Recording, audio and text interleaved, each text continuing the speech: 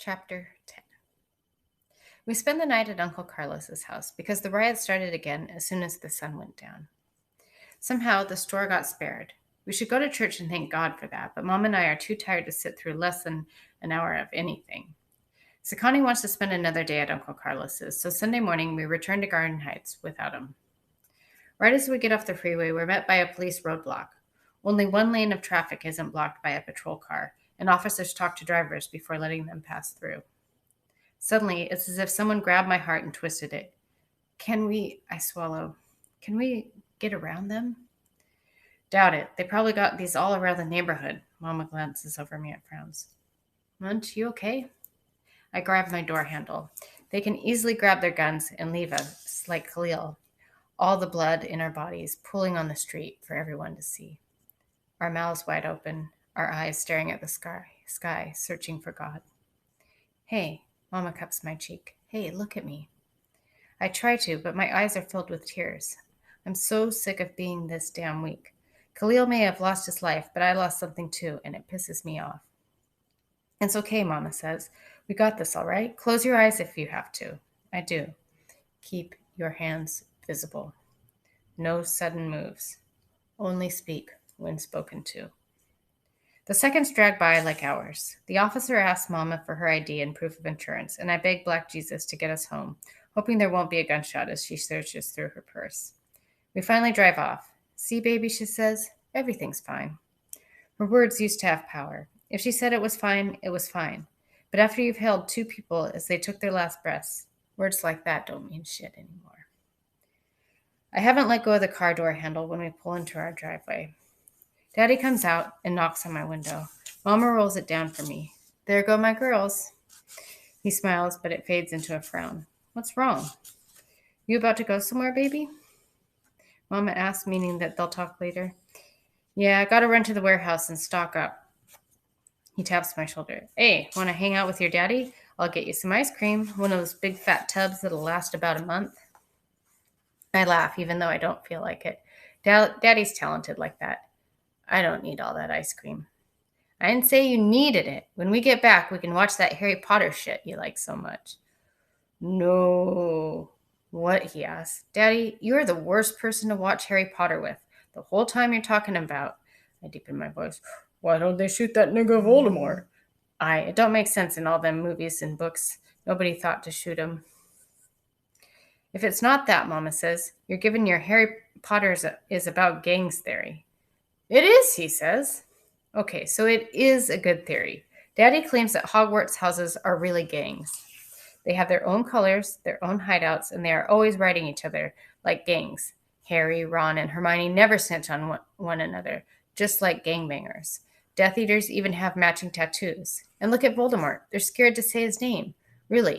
That he who must not be named stuff is like giving him a street name. That's some gang banging shit right there. Y'all know that make a lot of sense, Daddy says. Just 'cause they was in England don't mean they wasn't gang banging. He looks at me. So you down to hang out with your old man today, or what? I'm always down to hang out with him. We roll through the streets, Tupac blasting through the subwoofers. He's rapping about keeping your head up, and Daddy glances at me as he raps along, like he's telling me the same thing Tupac is. I know you're fed up, baby, he nudges my chin, but keep your head up. He sings with the chorus about how things will get easier, and I don't know if I want to cry because that's really speaking to me right now, or crack up because Daddy's singing is so horrible. Daddy says, that was a deep dude right there. Real deep. They don't make rappers like that no more. You're showing your age, Daddy. Whatever, it's the truth. Rappers nowadays only care about money, hoes, and clothes. Showing your age, I whisper. Pac rapped about that stuff too, yeah, but he also cared about uplifting black people, Daddy says. Like he took the word N-word and gave it a whole new meaning. Never ignorant getting goals accomplished. And he says, thug life meant the hate you give little infants. F's everybody. I censor myself. This is my daddy I'm talking to, you know. You know about that? Yeah, Khalil told me what he thought it means. We were listening to Tupac right before, you know. All right, so you know it. So what do you think it means? You don't know, I ask. I know I want to hear what you think. Here he goes, picking my brain. Khalil said it's about what society feeds us as youth and how it comes back and bites them later. I think it's about more than youth, though. I think it's about us, period. Us who, he asked. Black people, minorities, poor people, everybody at the bottom of society. The oppressed, Daddy says. Yeah, we're the ones who get the short end of the stick, but we're the ones they fear the most. That's why the government targeted the Black Panthers, right? Because they were scared of the because they were scared of the Panthers? Uh-huh, Daddy says. The Panthers educated and empowered people. That tactic of empowering the oppressed goes even further back than the Panthers, though. Name one. Is he serious? He always makes me think. This one takes me a second. The slave rebellion of 1831, I say. Nat Turner empowered and educated other slaves, and it led to one of the biggest slave revolts in history. All right, you on it, he gives me a dap. So what's the hate they're giving the little infants in society today? Racism? You got it, Lil. More detailed than that. Think about Khalil and the whole situation before he died. He was a drug dealer. It hurts to say that, and probably a gang member. Why was he a drug dealer? Why are so many people in our neighborhood drug dealers? I remember what Khalil said. He got tired of choosing between lights and food. They need money, I say, and they don't have a lot of other ways of getting it. Other ways to get it. Right. Lack of opportunities, Daddy says. Corporate America don't bring jobs to our communities, and they damn sure ain't quick to hire us. And shit, even if you do have a high school diploma, so many of the schools in our neighborhoods don't prepare us well enough. That's why when your mama talked about sending you and your brothers to Williamson, I agreed. Our schools don't get the resources to equip you like Williamson does. It's easier to find some crack than it is to find a good school around here. Now think about this, he says. How did drugs even get in our neighborhood? This is a multi-billion-dollar industry we're talking about, baby. That shit has flown into our communities. But I don't know anybody with a private jet. Do you? No. Exactly. Drugs come from somewhere, and they're destroying our community, he says. You got folks like Brenda who think they need them to survive. And then you got the Khalils who think they need to sell them to survive. The Brendas can't get jobs unless they're clean, and they can't pay for rehab unless they got jobs. When the Khalils get arrested for selling drugs, they either spend most of their life in prison, another billion-dollar industry, or they have a hard time getting a real job and probably start selling drugs again. That's the hate they're giving us, baby, a system designed against us. That's thug life. I hear you, but Khalil didn't have to sell drugs, I say. You stopped doing it. True, but unless you're in his shoes, don't judge him. It's easier to fall into that life than it is to stay out of it, especially in a situation like his. Now, one more question. Really? Damn, he's messed with my head enough. Yeah, really, he mocks in a high voice. I don't even sound like that. After everything I said, how does Hug Life apply to the protests and the riots? I have to think about that one for a minute. Everybody's pissed because 115 hasn't been charged, I say, but also because he's not the first one to do something like this and get away with it. It's been happening, and people will keep rioting until it changes. So I guess the system's still giving hate, and everybody's still getting fucked? Daddy laughs and gives me a dap. My girl, watch your mouth, but yeah, that's about right. And we won't stop getting fucked till it changes. That's the key. It's got to change. A lump forms in my throat as the truth hits me. Hard. That's why people are speaking out, huh? Because it won't change unless we say something. Exactly. We can't be silent. So I can't be silent.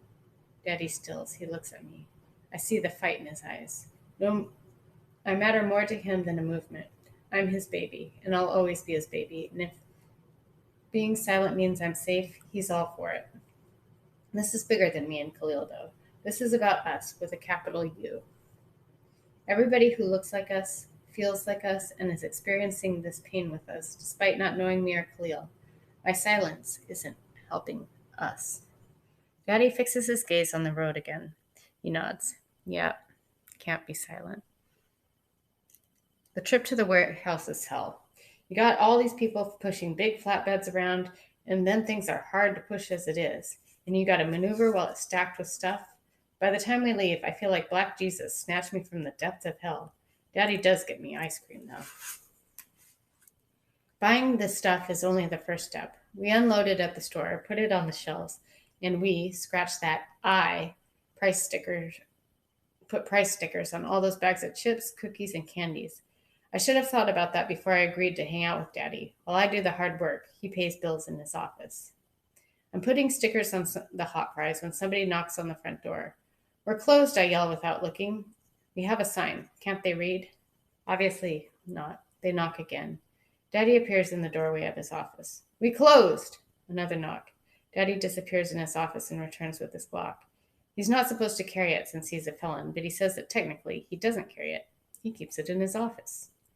He looks out at the person on the other side of the door. What you want? I'm hungry, a guy says. Can I buy something? Daddy unlocks the door and holds it open. You got 5 minutes. Thanks, Devante says as he comes in. His afro puff has become a full-blown afro. He has this wild look about him, and I don't mean because of his hair, but like in his eyes. They're puffy and red and darting around. He barely gives me a nod when he passes. Daddy waits at the cash register with his piece. Devante glances outside. He looks at the chips. Fritos, Cheetos, or Doritos? His voice trails off as he glances again. He notices me watching him and looks at the chips. Doritos. Damn, all right. Devante grabs a bag of Fritos. Can I get something to drink? Hurry up. Devante goes to the refrigerators. I join Daddy at the cash register. It's so obvious something is up. Devante keeps stretching his neck to look outside. His 5 minutes pass at least 3 times. It doesn't take anybody that long to choose between Coke, Pepsi, or Faygo. I'm sorry, but it doesn't. All right, Devante.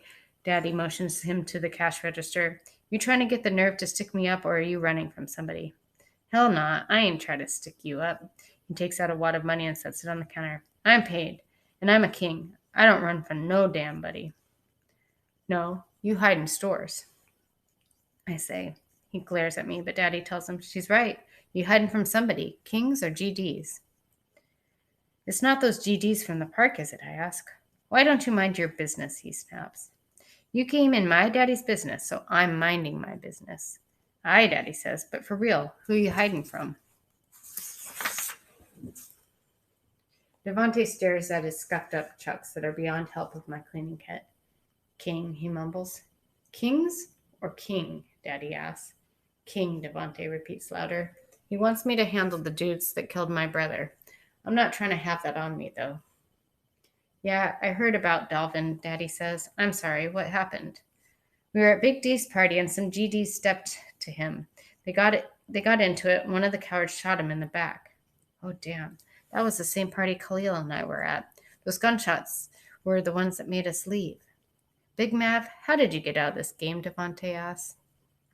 Daddy strokes his goatee, studying Devante. The hard way, he eventually says. My daddy was a king lord, Adonis Carter, straight up OG. Yo, Devante says. That's your pops? Big Don? Yep, biggest drug dealer this city has ever seen. Yo, man, that's crazy, Devante's seriously fangirling right now. I heard he had cops working for him and everything. He pulled in big money. I heard my granddaddy was so busy pulling in money that he didn't have time for Daddy. There are lots of pictures of Daddy when he was younger, wearing mink coats, playing with expensive toys, flashing jewelry, and Grandpa Don isn't in any of the pictures. Probably so, Daddy says. I wouldn't know too much about that. He went to prison when I was 8. Been there ever since. I'm his only child, his son. Everybody expected me to pick up where he left off. I became a king lord when I was 12. Shit, that was the only way to survive. Somebody was always coming at me because of my pops, but if I was a king lord, I had folks to watch my back. Kinging became my life. I was down to die for it. Say the word. He glances at me. Then I became a daddy, and I realized that king lordship wasn't worth dying for. I wanted out, but you know how that game worked. It ain't easy as saying you're done. King was the crown, and he was my boy. But he couldn't let me out like that. I was making good money too, and it was honestly hard to consider walking away from it. Yeah, King says you're one of the best D-boys he ever knew, Devante says. Daddy shrugs. I got it from my pops, but really I was only good because I never got caught. One day, me and King took a trip to do a pickup and we got busted. Cops wanted to know who the weapons belonged to. King had 2 strikes, and that charge would have meant life. I don't have a record. I didn't have a record, so I took the charge and got a few years in probation. Loyal like a mother. Those were the hardest 3 years of my life. Growing up, I was pissed at my daddy for going to prison and leaving me. Come on, I mumble. We sit. Wait. Missed a page, sorry. And there I was, in the same prison as him, missing out on my babies' lives. Devontae's eyebrows meet. You were in prison with your pops? Daddy nods. All my life. People made him sound like a real king. You know what I'm saying? A legend. But he was a weak old man, regretting the time he missed with me. Realest thing he ever told me was, don't repeat my mistakes. Daddy looks at me again. And I was doing that. I missed first days of school, all that. He had my baby wanting to call somebody else daddy because I wasn't there. I look away. He knows how close Uncle Carlos and I became. I was officially done with King Lord shit, drug shit, all of it, Daddy says. And since I took that charge, King agreed to let me out. It made those 3 years worth it. Devontae's eyes dim like they do when he talks about his brother. You had to go to prison to get out? I'm the exception, not the rule, Daddy says. When people say it's for life, it's for life. You got to be willing to die in it or die for it. You want out? I don't want to go to prison. He didn't ask you that, I say. He asked if you wanted out. Devontae is quiet for a long time. He looks up at Daddy and says, I just want to be alive, man. Daddy strokes his goatee. He sighs. All right, I'll help you. But I promise, you go back to slinging or banging, you'll wish King would have gotten you by the time I'm done with you. You go to school? Yeah. What do your grades look like, Daddy asks. He shrugs. What the hell is this, Daddy? What the hell is this, Daddy imitates. Devontae shrugged. You know what grades you get, so what kind? I mean, I get A's and B's and shit, Devontae says. I ain't dumb. All right, good. We gotta make sure you stay in school, too. Man, I can't go back to Garden High, Devontae says. All them king lords up in there. You know that's a death wish, right? I ain't saying you was going there. We'll figure something out. In the meantime, you can work here in the store. You been staying home at night? Nah, King got his boys watching for me over there. Of course he do, Daddy mumbles. We'll figure something out with that too. Star, show him how to do the price stickers. You're really hiring him just like that, I ask? Whose store is this, Star? Yours, but enough said. Show him how to do the price stickers. Devontae snickers. I want to punch him in the throat. Come on, I mumble. We sit cross-legged in the chip aisle. Daddy locks the front door and goes back in his office. I grab a jumbo bag of hot Cheetos and slap a 99-cent sticker on them. You're supposed to show me how to do it, Devontae says. I'm showing you. Watch. I grab another bag. He leans real close over my shoulder. Too close. Breathing in my ear and shit. I've moved my head and look at him. Do you mind? What's your problem with me, he asks. You caught an attitude yesterday as soon as I walked up. I ain't done nothing to you. I put a sticker on some Doritos. No, but you did it to Denasia and Kenya, and who knows how many other girls in Garden Heights. Hold up. I ain't done nothing to Kenya. You asked for her number, didn't you, even though you were with Denasia? I'm not with Denasia. I just danced with her at that party, he says. She's the one who wanted to act like she was my girlfriend and got mad because I was talking to Kenya. If I wouldn't have been dealing with them, I could have, he swallows, I could have helped Dalvin. But by the time I got to him, he was on the floor bleeding. All I could do was hold him. I see myself sitting in a pool of blood, too. I try to tell him that it would be okay, even though you knew there's no chance in hell it would be. We go quiet. I get one of those weird deja vu moments, though. I see myself sitting cross-legged like I am now, but showing Khalil how to do price stickers. We couldn't help Khalil with his situation before he died. Maybe we can help Devontae. I hand him a bag of hot fries. I'm only going to explain how to use the price gun one time, and you better pay attention. He grins. My attention's all yours, little mama. Later, when I'm supposed to be asleep, my mom tells my dad in the hallway, So he's hiding from King, and you think he should hide here? Devante, apparently. Daddy couldn't figure it out and decided Devante should stay with us. Daddy dropped the two of us off a couple of hours ago before heading back to the store to protect it from rioters. He just got back. He said our house is the one place King wouldn't look for Devante. I had to do something, Daddy says. I understand that, and I know that you think this is your do-over with Khalil. It ain't like that. Yeah, it is, she says softly. I get it, baby. I have a ton of regrets regarding Khalil myself, but this is dangerous for our family.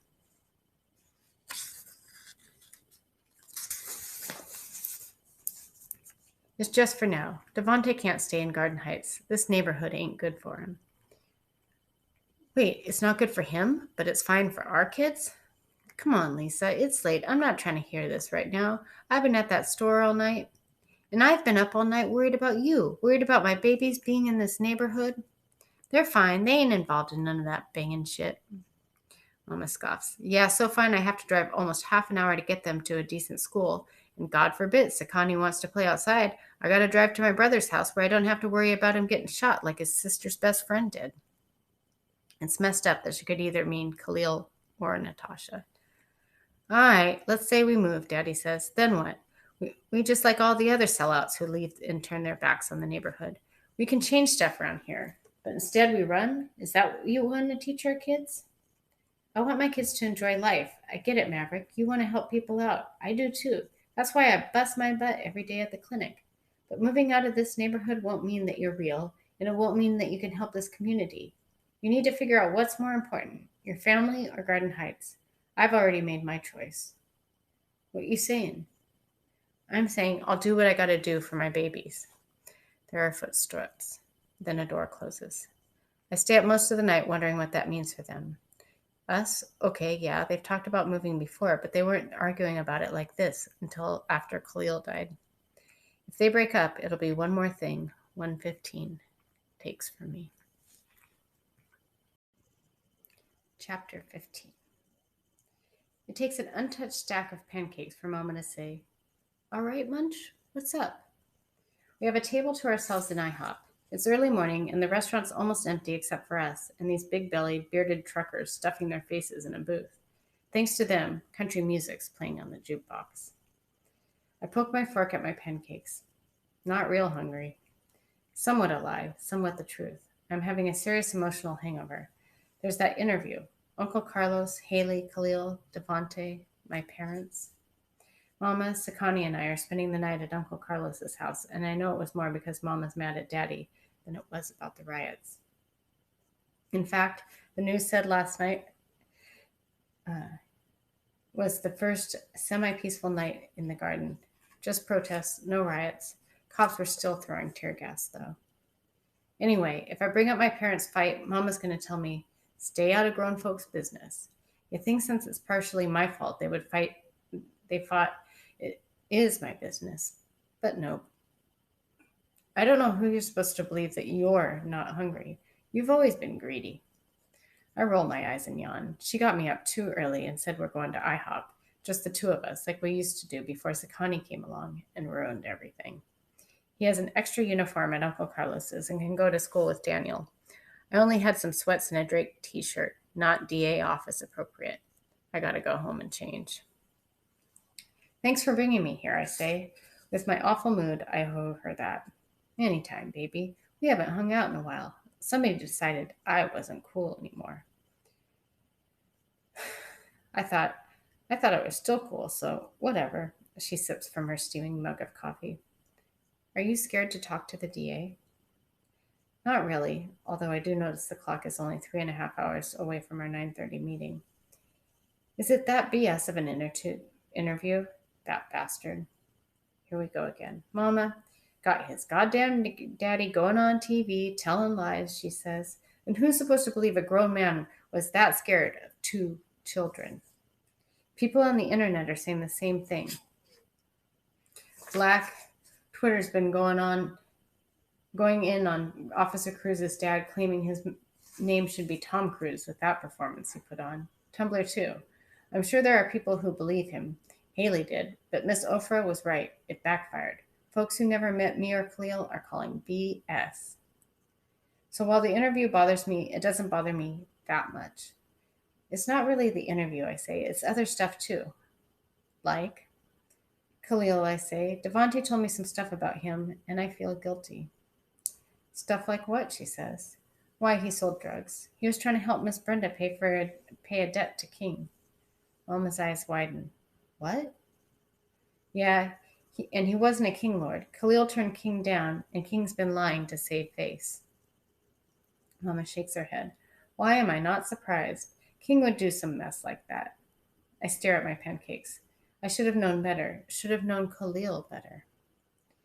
You had no way of knowing, baby, she says. That's the thing. If I would have been there for him, I couldn't have stopped him. Khalil was almost as stubborn as you. I know you cared about him a lot, even as more than a friend. But you can't blame yourself for this. I look up at her. What do you mean, cared about him more than a friend? Don't play dumb, Star. You all liked each other for a long time. You think he liked me too? Lord, Mama rolls her eyes. Between the two of us, I'm the old one. You just called yourself an old fart. You just called yourself old. Older one, she corrects and shoots me a quick stink eye. And I saw it. How in the world did you miss it? I don't know. He always talks about other girls, not me. It's weird though. I thought I was over my crush, but sometimes I don't know. Mama traces the rim of her mug. Munch, she says, and is followed by a sigh. Baby, look. You're grieving, okay? That can amplify your emotions and make you feel things you haven't felt in a long time. Even if you do have feelings for Khalil, there's nothing wrong with that. Even though I'm with Chris? Yes, you're 16. You're allowed to have feelings for more than one person. So you're saying I can be a hoe? Girl, she points at me, don't make me kick you under this table. I'm saying don't beat yourself up about it. Grieve Khalil all you want. Miss him. Allow yourself to miss him. Miss what could have been. Let your feelings get out of whack. But like I told you, don't stop living, all right? All right. Good. So that's two things, she says. What else is up? What isn't up? My head is tight like my brain is overloaded. I'm guessing emotional hangover feels a lot like hangovers. Haley, I say. She slurps her coffee loudly. What that little girl do now? Here she goes with this. Mama, you never liked her. No, I've never liked how you've followed her like you can't think for yourself. There's a difference. I haven't. Don't lie. Remember that drum set you begged me to buy? Why did you want it, Star? Haley wanted to start a band, but I liked the idea too. Hold up, though. Didn't you tell me you wanted to play guitar in this band, but Haley said you should play the drums? Yeah, but them little Jonas boys, she says, which one did you really like? Joe. But who said you should be with the curly haired one instead? Haley, but Nick was fine as all get out. And this middle school stuff. Uh-huh. Last year you begged me to let you color your hair purple. Why, Star? I wanted.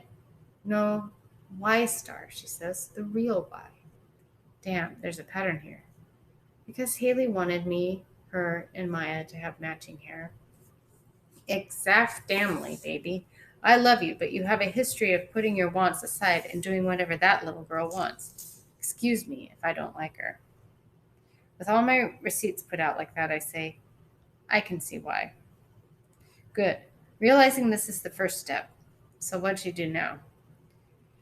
We had an argument yesterday, I say. Really, though, things have been weird for a while. She stopped texting me and unfollowed my Tumblr. Mama reaches her fork onto my plate and breaks off a piece of pancake. What is Tumblr, anyways? Is it like Facebook? No, and you're forbidden to get one. No parents allowed. You guys already took over Facebook. You haven't responded to my friend request yet. I know. I need Candy Crush lives. That's why I'll never respond. She gives me the look. I don't care. There are some things I absolutely refuse to do. So she unfollowed your Tumblr thingy, Mama says, proving why she can never have one. Is that all? No, she said it and did some stupid stuff too. I rub my eyes. Like I said, it's too early. I'm starting to wonder why we're friends. Well, Munch, she gets another freaking piece of my pancake. If you decide the relationship is worth salvaging, make a list of the good stuff and make a list of the bad stuff. If one outweighs the other, then you know what you gotta do. Trust me, that method hasn't failed me yet. Is that what you did with Daddy after Alicia got pregnant? I asked. Because I'll be honest, I would have kicked him to the curb. No offense. It's all right. A lot of people called me a fool for going back to your daddy. Shoot, they may still call me a fool behind my back.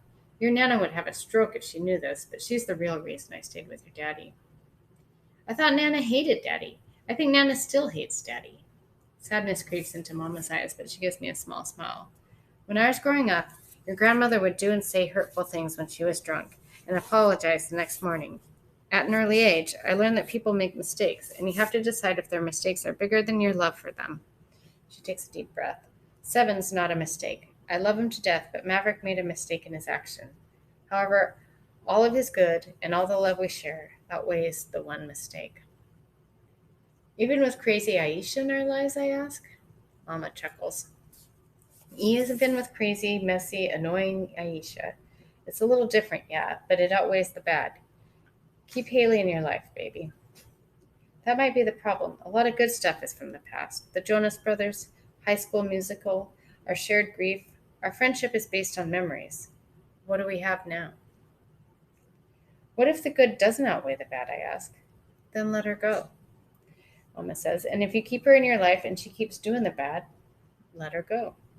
Because I promise you, had your daddy pulled the same mess like that again, I'd be married to Idris Elba and say, Maverick who? I bust out laughing.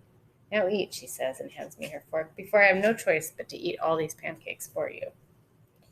I'm so used to seeing smoke in Garden Heights, it's weird when we go back and there isn't any. It's dreary because of a late-night storm, but we can ride with the windows down. Even though the riot stopped, we pass many tanks as we pass lowriders. But at home, the smoke greets us at the front door. Maverick, Mama hollers as we hurry towards the kitchen. Daddy pours water on a skillet in the sink, and the skillet responds with a loud sizzle and a white cloud. Whatever he burned it bad. Hallelujah, Seven throws his hands up at the table. Somebody who can actually cook. Shut up, Daddy says. Mama takes the skillet and examines the unidentifiable remains. What was this? Eggs? Glad to see you know how to come home, he says. He walks right by me without a glance or a good morning. Is he still pissed about Chris? Mama gets a fork and stabs at the charred food stuck to the skillet. You want some breakfast, Seven, baby? He watches her and goes, nah. By the way, the skillet didn't do anything, Ma. You're right, she says, but she keeps stabbing. Seriously, I can fix you something. Eggs, bacon. She looks towards the hall and shouts, the pork kind, pig, swine, all of that. Oh, sorry, guys. So much for the food good outweighing the bad. Seven and I look at each other. We hate when they fight because we always get stuck in the middle of their wars. Our appetites are the greatest casualty. If Mama's mad and not cooking, we have to eat Daddy's struggle meals like spaghetti with ketchup and hot dogs in it. I'll grab something at school. Seven kisses her cheek. Thanks, though. He gives me a fist bump on his way out. The Seven way of wishing me good luck. Daddy returns wearing a backwards cap. He grabs his keys and a banana. We have to be at the DEA's office at 9:30, Mama says. Are you coming? Oh, Carlos can't do it? Since he's the only one y'all let in on secrets and stuff. You know what, Maverick? I'll be there, he says, and leaves. Mama stabs the skillet some more. The DA personally escorts us to the conference room. Her name is Karen Monroe, and she's a middle-aged white lady who claims she understands what I'm going through. Miss Ofer is already in the conference room, along with some people who work at the DA's office. Miss Monroe gives a long speech about how she wants justice for Khalil and apologizes that it's taken so long for us to meet. 12 days to be exact, Daddy points out. Too long, if you ask me. Mrs. Monroe looks a bit uncomfortable at that. She explains the grand jury proceedings. Then she asks about the night. I pretty much tell her what I told the cops, except for she doesn't ask stupid questions about Khalil. But when I get to the part where I describe the number of shots, how they hit Khalil in the back, the look on his face, my stomach bubbles, bile pools in my mouth, and I gag. Mama jumps up and grabs a garbage bin. She puts it in front of me quick enough to catch the vomit that spews from my mouth. I cry and puke. Cry and puke. It's all I can do. The DA gets me a soda and says, That'll be all today, sweetie. Thank you. Daddy helps me to Mama's car, and the people in the halls gawk. I bet they know I'm the witness for my teary, snotty face and are probably giving me a new name. Poor thing. As in, oh, that poor thing. That makes it worse. I get in the car, away from the pity, and rest my head against the window, feeling like shit. Mama parks in front of the store, and Daddy pulls up behind us. He gets out his truck and comes to Mama's side of the car. She rolls her window down. I'm going to the school, she tells him. They need to know what's going on. Can she stay with you? Yeah, that's fine. She can rest in the office. Another thing puking and crying gets you, people talk about you like you're not there and make plans for you. Poor thing, apparently can't hear. You sure, Mama asks him, or do I need to take her to Carlos? Daddy sighs. Lisa. Maverick, I don't give a flying monkey's ass what your problem is. Just be there for your daughter. Please? Daddy moves to my side of the car and opens the door. Come here, baby. I climb out, blubbering like a little kid who skinned her knee. Daddy pulls me to his chest, rubbing my back and kissing my hair. Mama dries off. I'm sorry, baby, he says. The crying, the puking don't mean anything anymore. My daddy's got me. We go in the store. Daddy turns on the lights but keeps the closed sign in the window. He goes to his office for a second, then comes back to me and holds my chin. Open your mouth, he says. I open it and his face scrunches up. Ew! We gotta get you a whole bunch of mouthwash. About to raise the dead with that breath. I laugh with tears in my eye. Like I said, Daddy's talented that way. He wipes my face with his hands, which are rough as sandpaper, but I'm used to them. He frames my face. I smile. There go my baby, he says. You be all right. I feel normal enough to say, now I'm your baby? You haven't been acting like it. Don't start, he goes down the medicine aisle, sounding like your mama. I'm just saying, you've been extra salty today. He returns with a bottle of Listerine. Here, before you kill my produce with your breath. Like you killed those eggs this morning? Aye, those were blackened eggs. You don't know about that. A couple of rinses in the restroom transform my mouth from a swamp of puke residue to normal. Daddy waits in the wooden bench at the front of the store. Our older customers who can't walk much usually sit there as Daddy, Seven, or I get the groceries for them. Daddy pats a spot next to him. I sit. You gonna open back up soon? In a little bit. What you see in that white boy? Damn, I wasn't expecting him to go right into it. Besides the fact he's adorable, I say, and Daddy makes a gagging sound. He's smart, funny, and he cares about me. A lot. You got a problem with black boys? No, I've had black boyfriends. 3 of them. 1 in 4th grade, although that doesn't really count, and 2 in middle school, which don't count either, because nobody knows shit about a relationship in middle school. Or anything, really. What, he says? I ain't know about them? Because I knew you'd act crazy. Put a hit on him or something. You know, that ain't a bad idea. Daddy, I smack his arm as he cracks up. Did Carlos know about them, he asks. No, he would have run background checks on all of them, or arrested them. Not cool. So why'd you tell him about the white boy? I didn't tell him, I say. He found out. Chris lives down the street from him, so it was harder to hide. And let's be real here, Daddy. I've heard stuff you've said about interracial couples, and I didn't want you talking about me and Chris like that. Chris, he mocks. What kind of plain-ass name is that? He's so petty. Since you want to ask me questions, do you have a problem with white people? Not really. Not really? I'm being honest. My thing is, girls usually date boys who are like their daddies. And I ain't gonna lie, when I saw that white Chris, he corrects, and I smile. I got worried. I thought you turned against black men, or I didn't set a good example as a black man. I couldn't handle that. I rest my head on his shoulder. Nah, Daddy, you've just set a good example of what a black man should be. You set a good example of what a man should be. Duh. Duh, he mocks and kisses the top of my head. My baby. A gray BMW comes to a sudden stop in front of the store. Daddy nudges me off the bench. Come on. He pulls me into his office and shoves me in. I catch a glimpse of King getting out of the BMW before Daddy closes the door in my face. Hands shaking, I crack open the door. Daddy stands guard in the entrance of the store. His hand drifts to his waist. His piece. 3 other King Lords hop out of the BMW, but Daddy calls out, Nah, if you want to talk, we do this alone. King nods at his boys. They wait beside the car. Daddy steps aside, and King lumbers in. I'm ashamed to admit it, but I don't know if Daddy stands a chance against King. Daddy isn't skinny or short, but compared to King, who's pure muscle at 6 feet, he looks tiny. It's damn near blasphemous to think like that, though. Where he at? King asks. Where who at? You know who. Vante. How am I supposed to know? Daddy says.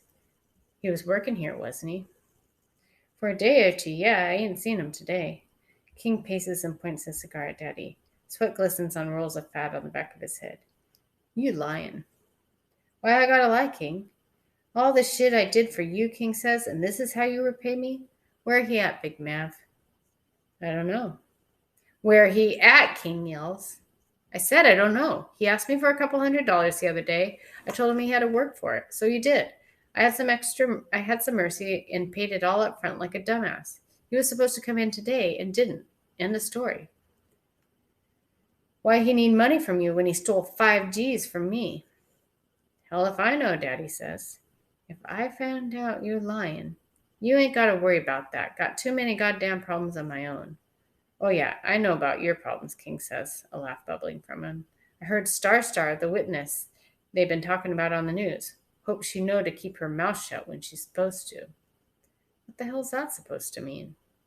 These cases always interesting, King says. They dig for information.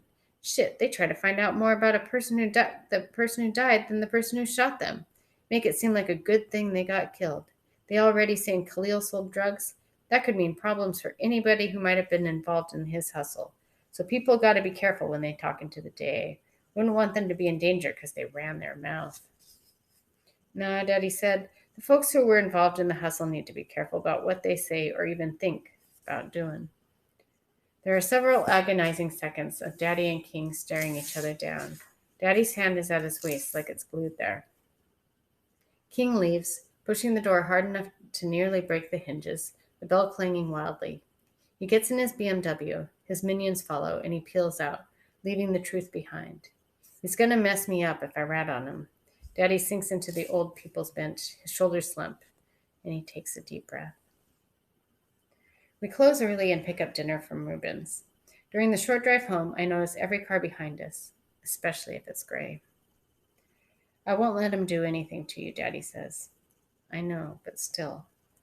Mama's beating the hell out of some steaks when we get home. First the skillet and now red meat. Nothing in the kitchen is safe. Daddy holds up bags for her to see. I got dinner, baby. It doesn't stop her from beating those steaks. We all sit around the kitchen table, but it's the quietest dinner in Carter family history. My parents aren't talking. Seven's not talking. I'm definitely not talking. Or eating. Between the disaster at the DA's office and King, my ribs and baked beans look disgusting.